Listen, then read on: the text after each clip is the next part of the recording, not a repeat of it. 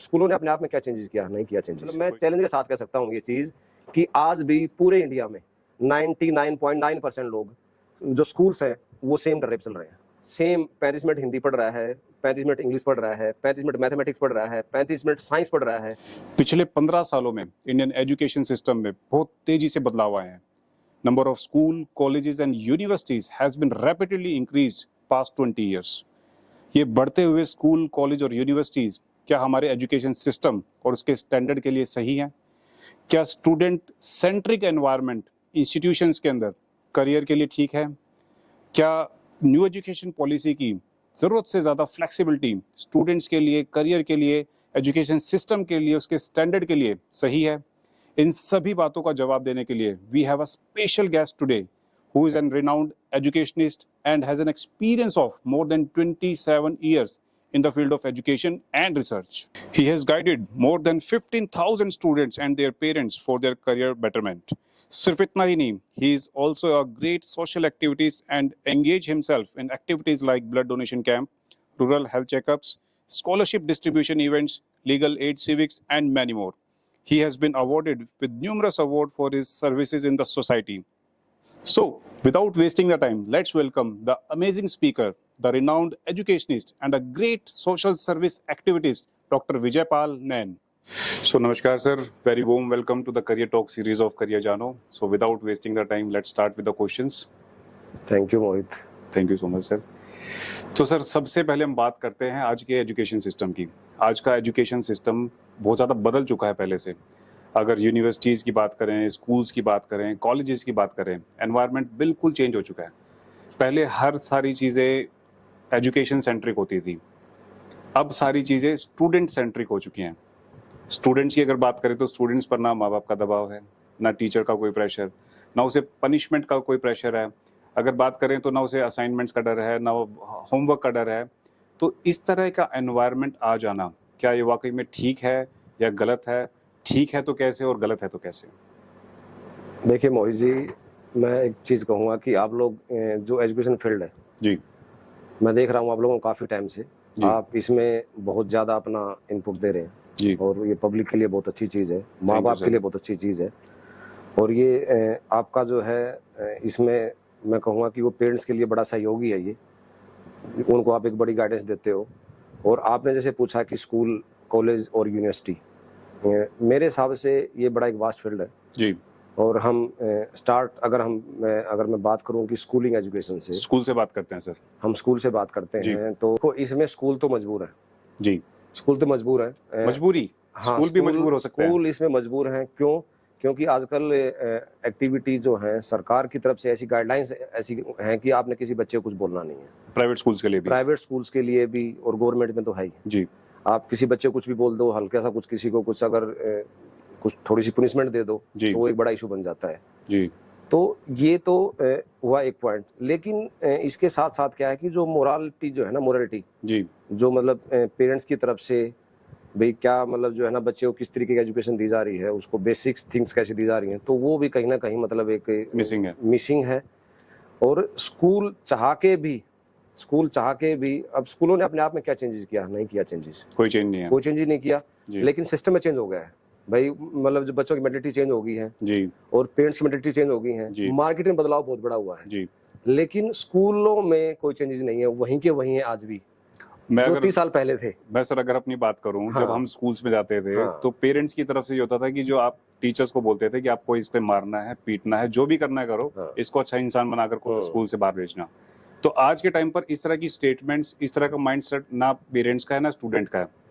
तो ये चीज कहीं करियर को आगे बढ़ाने में सहायक हो सकती है? नहीं, आपका क्या कहना है इस बारे में? ये देखो, जो आज भी जो है, जो पेरेंट्स स्ट्रिक्ट होगा जी और जो स्कूल थोड़ा स्ट्रिक्ट होगा, वही से बच्चे निकलते हैं जी। और पेरेंट्स ने जहाँ पे थोड़ा सा लूज किया अपने बच्चे के लिए और वो अपने बच्चे का फेवर किया जी, तो आगे नहीं बढ़ पाएगा बच्चा। और आज के दिन मार्केट में मतलब ऐसे पेरेंट्स ज्यादा हैं और जो कि अपने बच्चे को लेकर, एक तो सबसे बड़ी बात है कि ज्यादा बच्चे नहीं हैं जी, एक दो बच्चा होता है और वो बहुत प्यारा लगता है जी। और अपने बच्चे की जो गलती हो किसी को नहीं लगती कि मेरे बच्चे ने कुछ गलत काम किया है जी। मतलब बच्चे का फेवर पेरेंट्स भी ज्यादा करते हैं जी।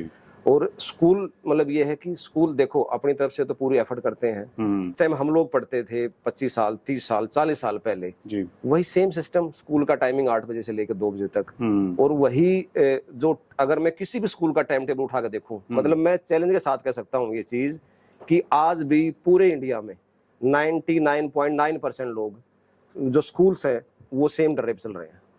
क्यों? उसमें हमने देखा कि जो टाइम टेबल की बात सबसे पहले, क्योंकि कुछ भी चेंज करना तो वो टाइम टेबल से चेंज होगा।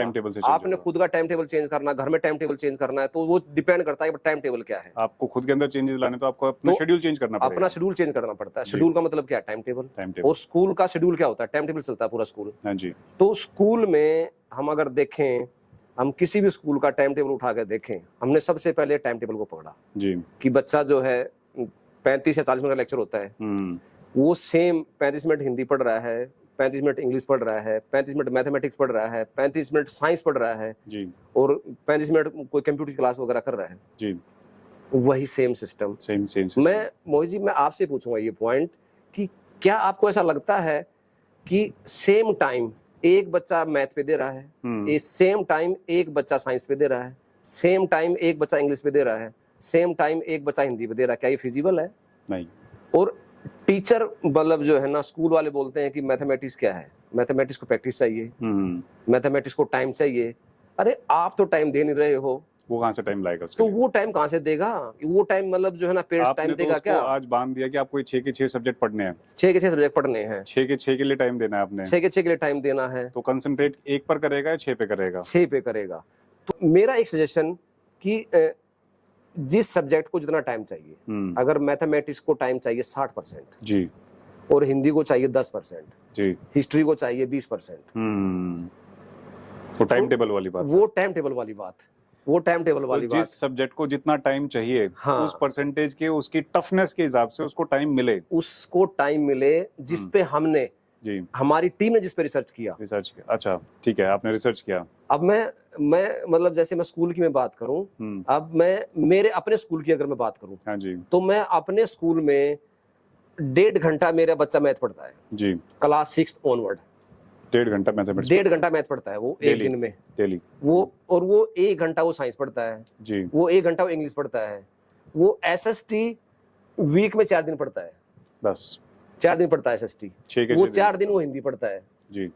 तो और मैंने कहा था जिस बच्चे की जो मैथमेटिक्स अगर अच्छा होगा, अब मैथ की मैं बात करूं, सबसे ये एक बहुत इंपॉर्टेंट टॉपिक है मैथमेटिक्स का जी, जो हम लोग काफी देर से डिस्कस करते हुए आ रहे हैं।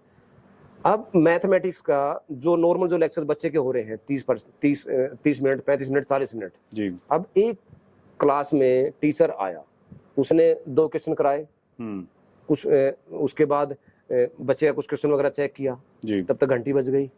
तो टीचर क्या करेगा? टीचर क्या करेगा? टीचर जो है 2 क्वेश्चन करा के और उस अगर एक्सरसाइज में अगर 8 क्वेश्चन है तो रिमेनिंग 6 क्वेश्चन वो उसको होमवर्क दे देगा, बिल्कुल, और वो होमवर्क दे देगा, और घर पे उसके पास ऐसा कोई ऑप्शन नहीं है कि जो उसकी वहां हेल्प कर सके, बिल्कुल, जो उसकी हेल्प कर सके। और ऐसा भी नहीं है कि माँ बाप जो है अपने बच्चे को अलग ट्यूशन में भेजता है, 11th से भेजना स्टार्ट कर देता है, मैथ अलग पढ़ रहा है, साइंस अलग पढ़ रहा है, लेकिन क्लास 6 7th 8th में कौन माँ बाप ऐसा है कि जो अपने बच्चे को 1 घंटा मैथ भेज रहा है, 1 घंटा साइंस भेज रहा है, 1 घंटा इंग्लिश भेज रहा है? नहीं, ऐसा नहीं है। कॉमन ट्यूशन होती है, कॉमन ट्यूशन होती है। और कौन ऐसा हाइब्रिड टीचर है जो कि उसको 1 घंटे में उसको मैथ भी करा देगा, उसको हिंदी भी करा देगा, उसको साइंस भी करा देगा, उसको इंग्लिश भी करा देगा। टाइम डिवीजन वाली बात। हम साइंस के स्टूडेंट रहे हैं, अगर मेरे से कोई पूछे हिंदी में कि संज्ञा क्या होती है, मुझे नहीं पता। वो तो हिंदी वाला बता पाएगा ना। तो वो बच्चा जिसको आपने 6 क्वेश्चन दे दिए होमवर्क के लिए, वो कहां से करेगा? अगर पूरी क्लास में 1-2 बच्चा होगा जो अपना ढंग से अपने आराम से उसको जो कर लेगा, वो तो कहीं ना कहीं से कॉपी करके ले आएगा, उसको समझेगा नहीं, बस वो कंप्लीट कर देगा उसको। कॉपी भी कहां से करेगा? कॉपी का मैं बताता हूँ, वो मान लो बच्चे को होमवर्क दिया, वो घर में मतलब जो है उसने मैथमेटिक्स खोला, और वो पहला ही क्वेश्चन जो उसने 6 क्वेश्चन उसको दिए होमवर्क के लिए, वो पहले ही क्वेश्चन में अटक गया, तो बच्चा क्या करेगा? मैथ को बंद कर देगा, वो मैथ को बंद कर देगा, उस बुक को बंद कर देगा। इसको तो बंद करते ही नहीं, इसको बंद करते हैं, और हिंदी पढ़ लेगा, जो SST पढ़ लेगा, इजी सब्जेक्ट है उसको निकाल लेगा, राइटिंग का काम है, ये है, क्योंकि उसको पता है ये तो मैं कंप्लीट कर ही लूंगा, मैं अपना टाइम वेस्ट नहीं करता। वो बच्चा सुबह सुबह स्कूल में आएगा और सबसे पहले जो इंटेलिजेंट बच्चा है उसको पता है कि कौन होमवर्क करके लाएगा मैथ का, वो सबसे उसकी कॉपी लेगा और 5 मिनट में उसकी कॉपी मार देगा 6 क्वेश्चन होगी। हाँ, वो कंप्लीट कर लेगा, बस उसको कंप्लीट कर लेगा और ये उसकी हैबिट में आ जाएगा।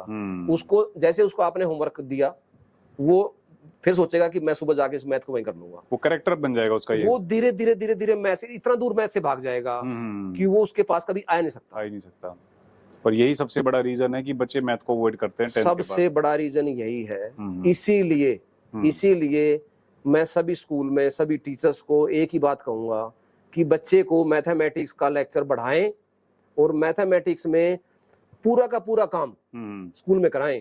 घर में उसको मैथमेटिक्स कोई काम ना दे, 1% भी उसको काम, 1% भी उसको मैथ का काम घर पे ना दे, घर के लिए नहीं रहना चाहिए। अब अगर स्कूल में उसको पूरा टाइम मिल रहा है, उसको 1.5 घंटा आप मैथमेटिक्स पढ़ा रहे हो, वो 8 क्वेश्चन है, 2 क्वेश्चन आपने निकाले, मतलब तीसरा क्वेश्चन बच्चे को दिया क्लास में, लो बेटा निकालो, फिर चौथा दिया, फिर 5वां दिया, फिर 6ठा दिया, और जिस बच्चे को नहीं निकाल पाया उस बच्चे को बोर्ड पे बुलाओ, उसको उसके हाथ में मार कर दो, अब ये देखो बेटा, चलो मैं आपको बोलता हूँ कैसे कैसे निकलेगा, उसके हाथ से सोल्व कराओ उसको, उसके हाथ से सोल्व कराओ उसको।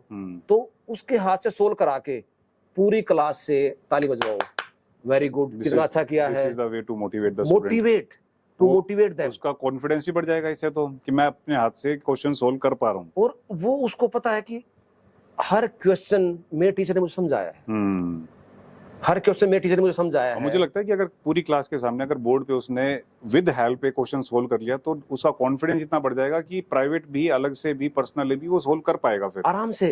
और भी बहुत सारी बातें हैं जो हमें विजय पाल सर से डिस्कस करनी है, so we will continue our discussion in the upcoming episodes, so don't go anywhere, stay tuned with career जानो।